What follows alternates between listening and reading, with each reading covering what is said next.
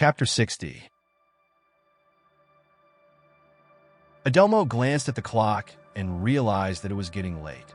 Concerned for Lana's well-being, he kindly suggested, "You are welcome to go to bed if you please." Lana, feeling utterly exhausted, immediately responded, "I am so tired that I think I'll grab a blanket and a pillow from the closet and set up on the couch to fall asleep." Accepting Lana's decision, Adelmo nodded in agreement and bid her good night as he began to make his way out of the room. However, just as he was about to leave, Lana's voice filled the air, filled with urgency. "Wait a minute!" She hurriedly rushed over to Adelmo, wrapping her arms around him in a warm embrace. With heartfelt gratitude, she whispered, "Thank you for everything." Adelmo's eyes softened as he replied, "You are very welcome. I can't imagine what I would do if anything ever happened to you." Lana held on to Adelmo for a moment longer, cherishing the comfort of his presence, before reluctantly letting go. With a final good night, Adelmo left the room, leaving Lana to prepare for bed. As she lay in her cozy bed, thoughts of Adelmo filled her mind. She couldn't help but reflect on their deep connection and the immense gratitude she felt for having him in her life.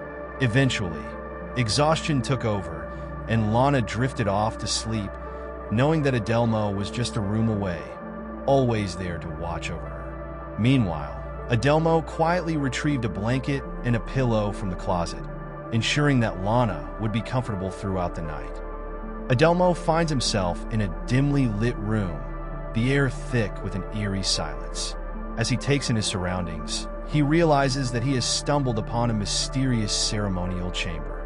The walls are adorned with ancient tapestries, depicting scenes of long-forgotten rituals and mythical creatures. The flickering candlelight casts dancing shadows, adding to the sense of intrigue and mystique. In the heart of the room, Adelmo's gaze is immediately drawn to a mesmerizing sight, a perfectly symmetrical circle etched onto the floor. The circle is adorned with intricate symbols, each representing a different abomination known to mankind. The symbols seem to pulsate with an otherworldly energy, captivating Adelmo's attention and drawing him closer.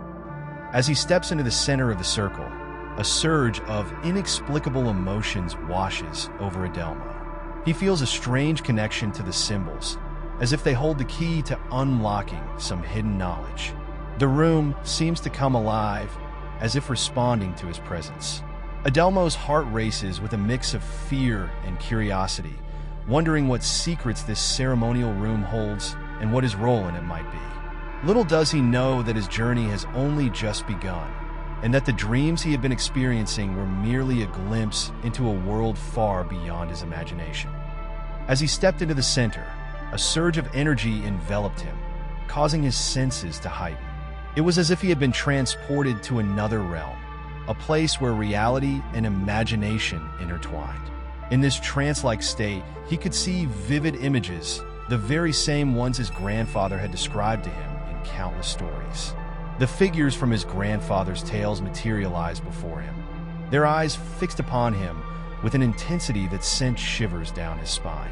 Without warning, they began sprinting towards him, their grotesque forms fueling his fear. The abominations charged at him with a ferocity that threatened to overwhelm him. Panic surged through his veins as they closed in, their menacing presence suffocating him. But as each of these nightmarish creatures made contact with his trembling body, they dissipated into thin air, leaving behind a lingering essence. It was as if their very essence merged with his being, infusing him with a newfound strength and understanding.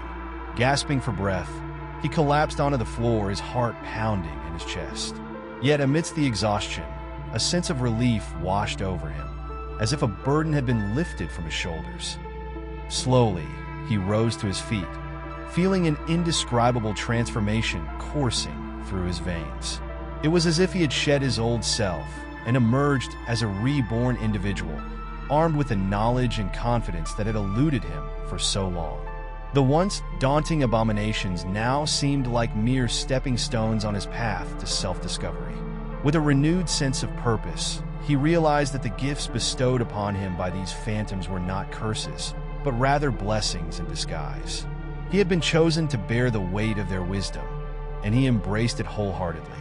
From that moment on, he carried himself with an air of confidence, knowing that he possessed the strength to face any challenge that lay ahead. In a book, one of the series. To continue the series, make your way over to book 2. The Mystery Embraced.